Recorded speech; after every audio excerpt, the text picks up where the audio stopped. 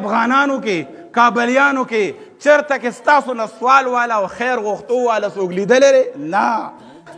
هغه دلته کې بې کوره خلک چې 40 کاله او 30 کاله دی په دې وطن کې تېر کړو، هغه افغانیان زمونږ رونه، هغې سره زمونږ ګڼې رشتې دي، زمونږ سره د ایمان او د اسلام رشته ده. هغې کابلیانو سره افغانانو سره زمونږ د نسب رشته ده، ورورولي ده.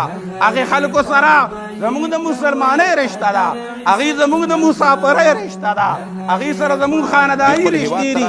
هغې خلکو مونږ ته د تجارت چل وښو، هغې خلکو مونږ ته د مسافرۍ چل وښو، هغې خلکو مونږ ته په خوشي بیابان کې د خټو د چوپال او د کور د جوړولو چل وښو، هغې خلکو مونږ ته د عزت په طریقه باندې د ژوند تېرولو چل وښو. نو اوس نن که هغې روان دي نو د 100 روپو شی زه ورته یم په 5 روپۍ راکولې مجبوري ده که نه؟ مثال روان دي، زه هم د هغې د مجبورۍ نه ناجایزه پیدا علم د 100 روپو مثال څاروی دی څه شی دی، زه په 5 روپۍ باندې غواړم. دا اسلام مونږ ته دا نه دي ښودي. اسلام خو مونږ ته دا وایي چې دې ورور باندې مصیبت دی، که کوم څیز د هغه د کوم قیمت دی 2 ولا سیوا ورکه. مونږ د هغه پیغمبر صلی الله علیه وسلم امتیان یو چې مونږ ته یې ویلي وو چې د مجبوره سړي نه سودا مه کوه، په اونې پونې دام په ارزان قیمت باندې د مجبوره نه سودا مه کوه، هغه سره هسې امداد وکړه، او که اخلي تی نو په هغه قیمت باندې واله کم قیمت چې په هغه څیز کې دی په صحیح نرخ او صحیح قیمت باندې.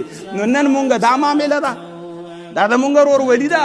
لر او بر او یو افغان دی ته وایي چې د دې خلکو او خوشحالیږو به زه وایم ټیک ده، خو د دې خلکو د رخصتېدو په عزت باندې په حیا باندې. بله دا خبره ده چې څوک به په بهر ملکونو کې دي خلکو کې، څوک به دې ملک کې یو ځای بل ځای غوړېدلې تجارت یې دی. ته سوچ وکړه که زه او ته او زما ښځه او ستا ښځه مونږ باندې دا ورځې راغلې وي، مونږ ځان راټینګولی شو، مونږ تجارت روانولی شو، مونږ د خټو کورونه جوړولی شو. تاسو په دکې افغانانو کې کابلیانو کې چېرته کې ستاسو نه سوال والا او خیر غوښتو والا څوک لیدلی دی؟ نه.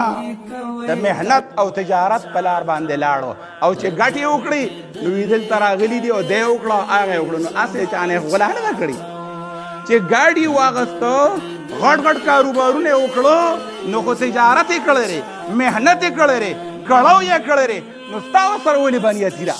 مسلمان خو به مسلمان سره بنیتي نه کوي. الدین النصیحه، دین خو خیرخواهي ده. صحابه وویل څنګه خیرخواهي؟ نبی علیه الصلاة والسلام به عام مسلمانانو له به خیر د خیر د عام مسلمانانو په خیر به خوشحالیږي. نو نن چې دغه خلک روان دی نو هغې سره مینه نه کوي، او مینه ستا سپین پټي سره ده.